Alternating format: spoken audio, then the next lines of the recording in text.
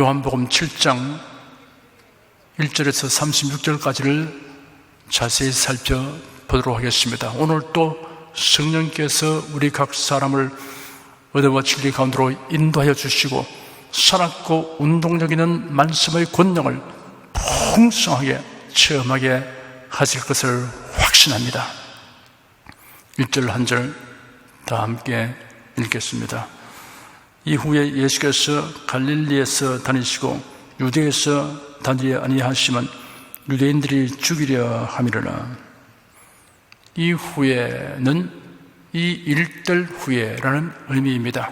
이 일들이란 오병이어로 기적을 행하신 일과 호수의 물리로 걸으신 일, 그리고 생명의 떡에 관하여 교훈하신 일로부터 상당한 기간이 경과하였음을 나타내는 표현입니다.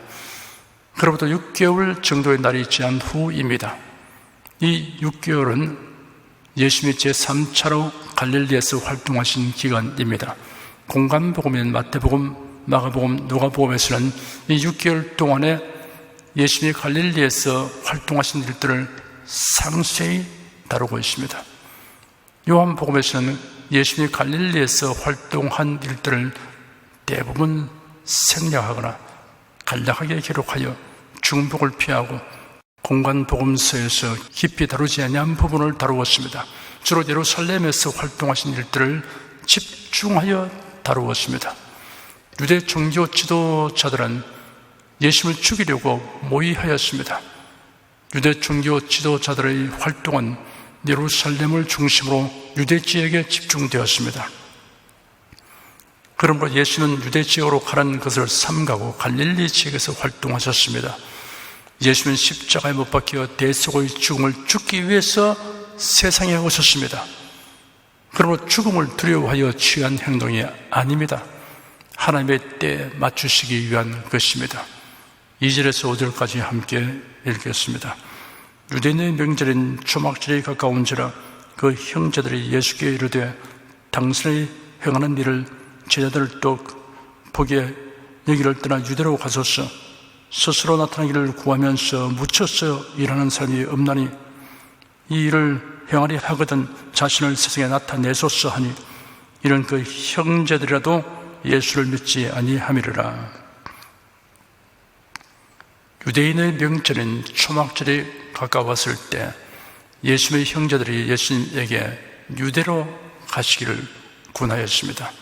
초막절은 과거 이스라엘 백성들의 광야 생활을 기념하는 행사로서 1년에 한 번씩 집을 떠나서 나뭇가지로 만든 초막에 들어가 거하였습니다. 고난의 경험을 추억하는 것이 필요합니다. 오늘의 고난을 견디는 데에도 힘이 되고 오늘의 번영에 방종하지 않도록 경각심을 갖는 데도 도움이 됩니다. 예수님의 형제들이란 마리아와 요셉을 통하여 태어난 야고보, 유다, 시몬 등을 말합니다. 예수님은 동정녀 마리아의 몸에 성령으로 잉태되어 세상에 오셨습니다. 그 마리아는 남편 요셉을 통하여 4명의 아들과 2명 이상의 딸을 낳았던 것입니다. 예수님의 형제들은 예수님이 행하시는 표적들을 보고 이러한 표적들을 예루살렘에 가서도 행하면 유대 종교 지도자들의 생각과 태도가 달라질 것이라고 생각했을 것입니다. 그들은 예수님이 갈릴리 촌 사람들 사이에서 활동하시는 것에 대하여 불만족했던 것입니다. 그들은 예수님이 유명세를 타게 되고 정치적 권력을 갖게 되기를 은근히 기대했던 것입니다. 예수님을 구세주로 알지 못하고 단지 정치적인 메시아 역할을 하게 되기를 바랐던 것입니다. 당시에 예수님의 제자들도 같은 생각을 하고 있었습니다. 우리가 성경을 상고하는 목적 중에 하나는 하나님의 선하시고 기뻐하시고 온전하신 뜻이 무엇인가를 알아서 그 뜻을 따라 살려고 하는 것입니다. 성경 말씀을 내 뜻을 지지하는 말씀으로 억지 해석하면 신앙이 정도를 벗어나게 됩니다. 요셉과 마리아를 통하여 태어난 그 형제들은 예수님이 무슨 의도를 가지고 있는가를 알려고 하기보다 예수님이 자기들의 의도에 맞추어 행동하여 주기를 원하는 것입니다. 이런 그 형제들이라도 예수를 믿지 않았기 때문이라 하였습니다. 이런 예수에 대한 믿음이란 무엇인가를 말해줍니다. 예수님을 훌륭한 종교 지도자 중에 한 분이고 위대한 교사이며 모범적이고 헌신적인 지도자로만 믿는 것은 예수님에 대한 바른 믿음이 아닙니다. 하나님의 독생자이시며 유일한 구세주로 믿는 것이 예수님에 대한 바른 믿음입니다. 6절에서 9절까지 함께 읽겠습니다. 예수께서 가라사대 내 때는 아직 이르지 아니하였거니와 너희 때는 늘 준비되어 있느니라. 세상이 너희를 미워하지 못하되 나를 미워하나니 이는 내가 세상 행사를 악하다 증거함이라. 너희는 명절에 올라가라. 나는 내 때가 아직 차지 못하였으니 이 명절에 아직 올라가지 아니하노라. 이 말씀을 하시고 갈릴리에 머물러 계시니라. 예수님의 형제들은 유대인들에게 미움을 받고 있지 않았습니다. 그러나 예수님은 유대 종교 지도자들이 하나님을 거슬러 행하는 실상을 드러내고 그들의 악함을 덜추어 내시기 때문에 미움을 받고 있으며 심지어 그들이 예수님을 죽이려고 하고 있다는 사실을 언급하셨습니다. 그러므로 이 명절에 다른 사람들은 자기의 의사대로 언제 예루살렘에 올라가도 상관이 없으나 예수님은 예루살렘에 올라가는 것도 정확히 하나님의 시간에 맞추어 행하신다는 것을 말씀하셨습니다. 예수님은 만사를 하나님의 때에 맞추셨습니다. 하나님이 하신 일에는 우연이나 즉흥적인 발상이 없습니다. 별들의 운행에서 아주 미세한 원자의 움직임까지 정확한 것은 하나님의 속성을 나타내고 있습니다. 그리고 하나님은 전지전능하시기 때문에 예상치 못한 일을 허겁지겁 대처하는 일은 결코 없습니다. 이러한 사실은 우리를 큰 확신과 희망을 가지게 하여 줍니다. 성경의 예언들은 틀림없이 완벽하게 정하신 때에 이루어질 것이기 때문입니다. 그렇기 때문에 역사의 종말과 주님의 재림과 성도의 휴거에 관하여 어느 시에 어떻게 이루어질 것인가를 우리가 거룩하고 경건한 마음으로 기대하며 살펴볼 수 있으며 그리하는 것이 마땅합니다. 예수께서 예루살렘 성전에서 나와서 걸어가실 때 제자 중 하나가 웅장하고 아름다운 성전 건물들을 가리키며 선생님 보십시오. 얼마나 대단한 돌들이며 얼마나 대단한 건물입니까? 하였습니다. 예수께서 그에게 말씀하시기를 네가 이 거대한 건물들을 보느냐? 이게 돌 하나도 돌 위에 결코 남아있지 않고 다 무너질 것이다 하였습니다. 예수께서 감람산 위에 앉으셨을 때 제 아들이 조용히 다가와서 말하기를 저희에게 말씀하소서. 이 일들이 언제 있을 것입니까? 또한 주님의 오심과 세상 끝의 징조가 무엇입니까? 하였습니다. 예루살렘의 멸망, 주님의 재림, 세상의 종말이 언제 있을 것입니까? 징조가 무엇입니까? 라는 질문입니다. 예수께서 제 아들의 질문에 대하여 자세하게 설명하셨습니다. 그리하면서 그러나 그 날짜와 시각에 대해서는 아무도 모른다 하셨고 그러므로 깨어있으라. 너희가 그 날짜와 시각을 알지 못하기 때문이다 라고도 말씀하셨습니다. 깨어있으라는 말씀에는 그날이 언제일지 알려고 할 것 없다는 생각을 하지 않도록 단속하는 의미가 있습니다. 정신 차리고 살피라는 뜻입니다. 사도 베드로는 성령의 감동하심을 입어 기록하기를 예수를 너희가 보지 못하였으나 사랑하는도다. 이제도 보지 못하나 믿고 말할 수 없는 영광스러운 즐거움으로 기뻐하니 믿음의 결국 곧 영혼의 구원을 받음이라 하였고 이어서 말하기를 이 구원에 대하여는 너희에게 이 말 은혜를 예언하던 선지자들이 연구하고 부지런히 살펴서 자기 속에 계신 그리스도의 영이 그 받았을 고난과 후에 얻으실 영광을 미리 증가하여 어느 시 어느 한때를 지시하시는지 상관이라 하였으며 끝으로 그러므로 너희 마음의 허리를 동이고 건순하여 예수 그리스도에 나타났을 때에 너에게 가져올 은혜를 온전히 바랄지어다 하였습니다. 구약시대 신자들은 그리스도께서 받았을 고난과 이후에 받을 영광에 대한 예언이 어느 때를 가리키고 있는지 연구하고 부지런히 살폈던 것입니다. 죽으시고 부활하실 그리스도가 어느 시 어느 때 오실 것인지 선자들이 예언의 말씀을 연구하고 부지런히 살폈듯이 교회 시대에 사는 성도들은 그래도 이 재림의 시기를 연구하고 부지런히 살피라고 권고하는 말씀입니다. 이런 신령한 자인 성도들에게 허락하신 특권입니다. 10절에서 13절까지 읽겠습니다. 그 형제들이 명절에 올라간 후 자기도 올라가시되 나타나지 않고 비밀히 하시니라. 명절 중에 유대인들이 예수를 찾으면서 그가 어디 있느냐 하고 예수께 대하여 무리 중에서 수군거림이 많아 혹은 좋은 사람이라 하며 혹은 아니라 무리를 미워하게 한다 하나 그러나 유대인들을 두려워함으로 드러나게 그를 말하는 자가 없더라. 예수님은 형제들이 앞서 예루살렘으로 올라간 후에 드러나지 않게 올라가셨습니다. 예수님의 활동은 유대 사회에 널리 알려졌기 때문에 화제의 중심 인물이 되어 있었습니다. 유대인의 주요 절기에 성인들은 예루살렘에 올라갔기 때문에 유대 종교 지도자들이나 일반인들도 예수님이 예루살렘으로 향하는 무리들과 동행할 것으로 예상하고 찾았습니다. 예수님에 대하여 어떤 사람들은 좋은 사람이라 하고 또 어떤 사람들은 무리를 미혹하게 한다 하였습니다. 어떤 사람이라도 100% 지지를 받거나 호평을 받을 수는 없습니다. 각 사람의 성향과 입장이 각양각색이기 때문입니다. 사람들이 예수를 어떻게 생각하고 평하든 그것이 예수님의 신분과 사명과 뜻에 영향을 미치지 못합니다. 별을 보고 반딧불이라고 부른다 해서 별에게 아무런 영향을 미치지 못합니다. 도리어 그 말하는 사람의 무지만 드러나게 될 것입니다. 정치상으로 링컨의 적대자인 스탠턴이 링컨을 고릴라의 원종이라고 비난했지만 그래 한다고 링컨이 고릴라의 원종이 되는 것은 아니었습니다.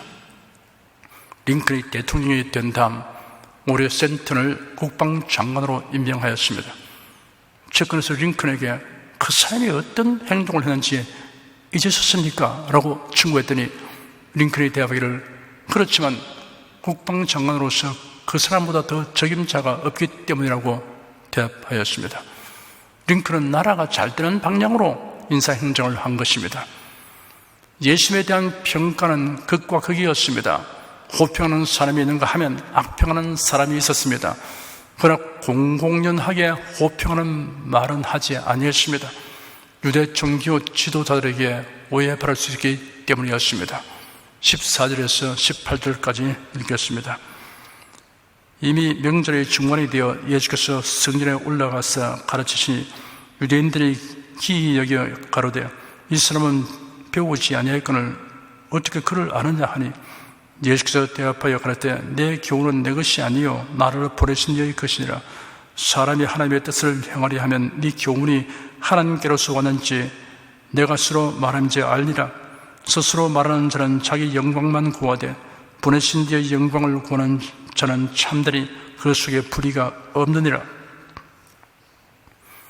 예수는 예루살렘에 도착할 때까지는 자신을 드러내지 아니하고 은밀하게 행동하셨으나 도착하신 후에는 당당하게 자신을 드러냈었습니다. 공공연하게 성전에서 사람들을 가르쳤습니다. 예수께서 가르치시는 말씀을 듣고 유대 종교 지도자들은 놀랐습니다.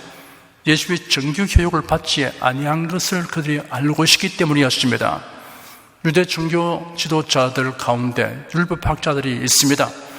그들은 성경을 전문적으로 배우고 연구하는 자들입니다. 예수께서 가르치는 말씀에는 권세가 있었고 성경의 가르침에 조금 더 어긋나지 아니하였고 랍비들도 깨닫지 못한 깊은 의미를 풀어서 설명하셨습니다. 예수는 자신이 가르치는 교훈의 출처가 자신을 보내신 하나님이라고 밝히셨습니다. 하나님의 뜻을 알고 그 뜻대로 행하려고 하는 사람은 예수의 교훈이 어디로서 온 것인가를 알게 될 것이라고 말씀하셨습니다. 예수의 가르침이 참되고 의로운 것은 하나님의 영광만을 구하기 때문이라고 하셨습니다. 성경에 대하여 무식하여 성경을 왜곡되게 가르친 자도 있지만 사리사욕으로 인하여 왜곡되게 가르치는 자가 있습니다. 자기 영광만 구하는 자는 성경을 제대로 깨달을 수 없게 됩니다. 19절에서 24절까지 읽겠습니다. 모세가 너에게 율법을 주지 아니하였느냐? 너희 중에 율법을 지키는 자가 없도다. 너희가 어찌하여 나를 죽이려 하느냐? 무리가 대답하되 당신은 귀신이 들려도다. 누가 당신을 죽이려 하나이까? 예수께서 대답하여 가라사대 내가 한 가지 일을 행하며 너희가 다 이를 인하여 괴히 여기는도다. 모세가 너에게 할례를 주었으니 그는 할례는 모세에게서 난 것이 아니요 조상들에서 난 것이라. 그러므로 너희가 안식일에도 사람에게 할례를 주느니라. 모세의 율법을 피하지 아니하려고 사람이 안식일에도 할례를 받는 일이 있거든 내가 안식일에 사람의 전신을 건전케 한 것으로 너희가 나를 노여워하느냐? 외모로 판단하지 말고 공의의 판단으로 판단하라 하시니라.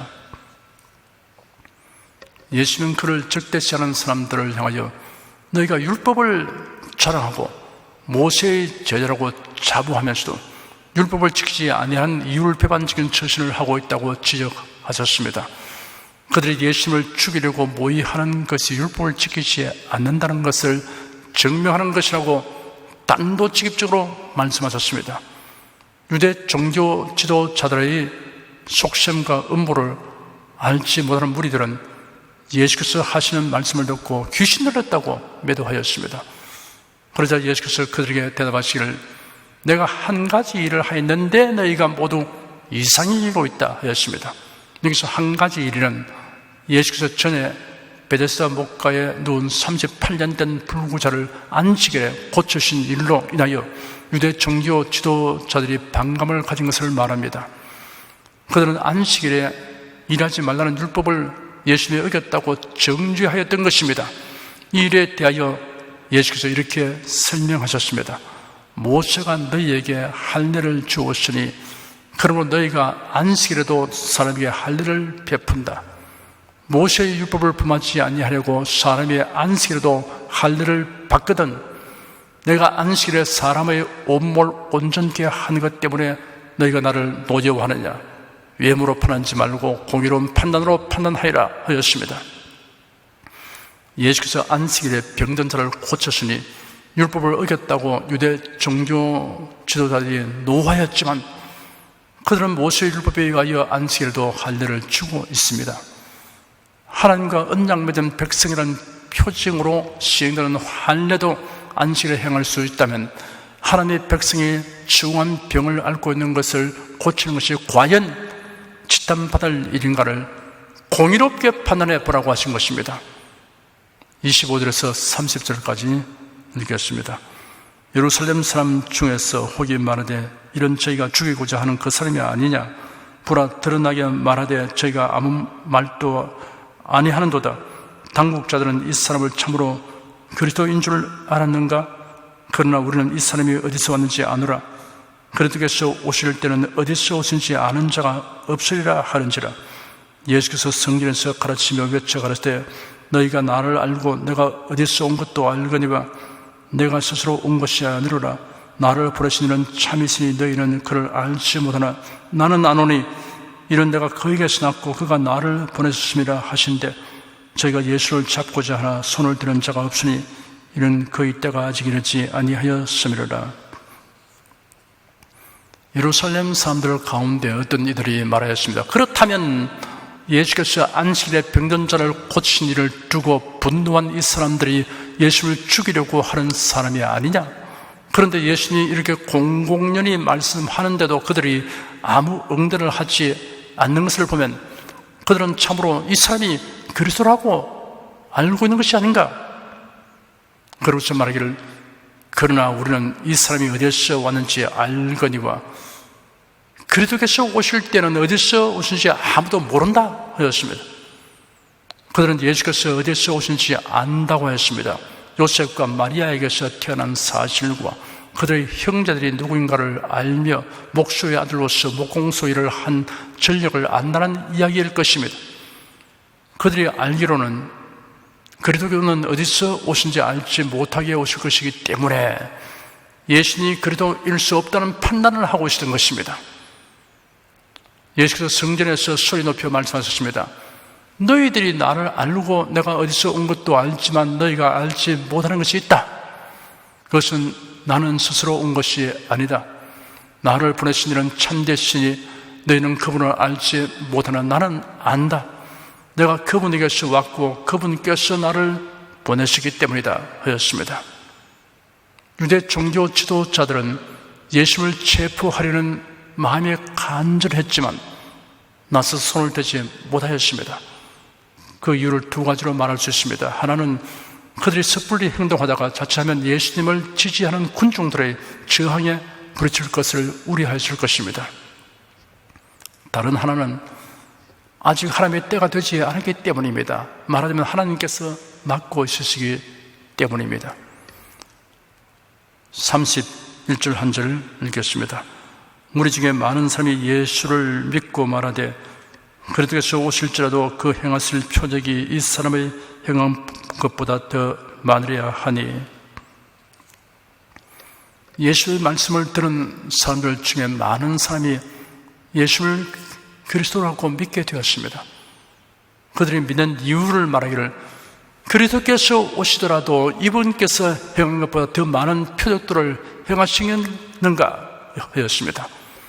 이렇게 믿었던 자들도 예수님이 체포되고 신문발하시고 처형될 때는 등을 돌렸습니다. 그리고 지금 그들의 믿음은 마음을 다하고 성품을 다하고 목숨을 다하여 믿는 믿음이 아니었던 것입니다.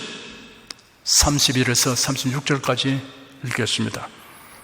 예수께 대하여 무리에 수군거리는 것이 바리새인들에게 들린지라 대장들과 바리새인들이 그를 잡으려고 하숙들을 보내니 예수께서 이르시되 내가 너희와 함께 조금 더 있다가 나를 부르시기로 돌아가겠노라. 너희가 나를 차에도 만나지 못할 터이요 나 있는 곳에 오이도 못하리라 하신대. 이에 유대인들이 서로 묻되 이 사람이 어디로 가기에 우리가 저를 만나지 못하리요? 헬라인 중에 흩어져 사는 자들에게로 가서 헬라인을 가르칠 터인가? 나를 차도 만나지 못할 터이요 나 있는 곳에 오지도 못하리라 한 이 말이 무슨 말이냐 하니라.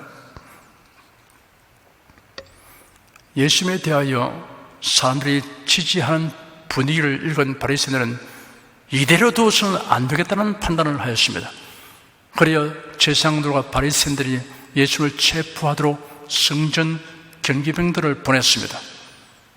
예수께서 말씀하시기를 내가 아직은 잠시 동안 너희와 함께 있다가 나를 보내신 분에게로 돌아갈 것이다. 너희가 나를 찾을 것이나 발견하지 못할 것이며 내가 있는 곳에 너희가 올 수도 없을 것이다 하였습니다. 그 말을 듣고 유대인들이 서로 말하기를 이 사람이 어디로 가랴 하기에 우리가 저기를 찾지 못할 것이라고 하는가. 그가 헬라인들 가운데 흩어져 사는 자들에게 가서 헬라인들을 가르치겠다는 것인가? 너희가 나를 찾을 것이나 발견하지 못할 것이며 내가 있는 곳에 너희가 올 수도 없을 것이다 라고 한 이 말은 무슨 뜻인가 하였습니다. 유대인들은 예수님이 유대에서는 더 이상 발을 못 붙이고 외국에 흩어져 있는 유대인들에게 가더라도 환영을 받지 못할 테니 결국 이방인인 헬라인이나 상대하게 될 것이라는 말인가 보다라고 추측하였습니다. 예수님의 말씀은 명백히 하늘의 오름을 말씀하고 있는데도 그들의 이해는 거기까지 미치지 못했던 것입니다. 이사야 선지자가 예언한 대로 그들은 눈이 감기고 귀가 닫히고 마음이 둔해진 상태에 처한 자들이었어. 주님의 말씀을 직접 듣고 그 행하신 일들을 보면서도 도무지 깨닫지 못하는 것입니다. 성경을 읽거나 설교를 들으면 우리를 구원하신 주님의 사랑과 은혜를 깨닫게 되어야 할 것인데 눈이 감기고 귀가 닫히고 마음이 둔해지면 엉뚱한 소리만 하게 됩니다. 한 신학 교수가 어떤 학자에게 성경을 선물로 주었는데 오랜 후에 만나니 그 학자가 말하기를 성경을 주신 성의에 보답하려고 성경을 통독했습니다 라고 말했습니다. 그 말을 듣고 귀가 번쩍 뜨였어. 성경을 읽고서 무엇을 깨달았습니까? 라고 물었더니 대답하기를 다른 것은 기억나지 않고 단 한 가지의 마음에 남는 구절이 있습니다 하여 그것이 무엇입니까? 라고 물었습니다. 아마 요한복음 3장 16절에 하나님이 세상을 이처럼 사랑하사 독생자를 주셨으니 이는 저를 믿는 자마다 멸망치 않고 영생을 얻게 하려 하심이라 라는 구절이라고 할 것 같아서 대답을 기다렸습니다. 그런데 그분이 하는 말이 곡식을 밟아떨은 소의 입에 망을 씌우지 말라는 구절입니다 라고 하였습니다. 성경의 중심 메시지는 그리스도의 대속으로 죄인을 구원하시는 하나님의 사랑과 은혜이며 이를 여러 방면에서 여러 모양으로 다루고 있습니다. 그런 마음을 열지 않으면 보이지 않고 들리지 않습니다. 성경의 이러한 중심 메시지를 듣고 믿는 여러분은 진실로 복 있는 사람들입니다. 어떠한 삶이라도 이 복을 받지 못하면 불쌍한 사람입니다.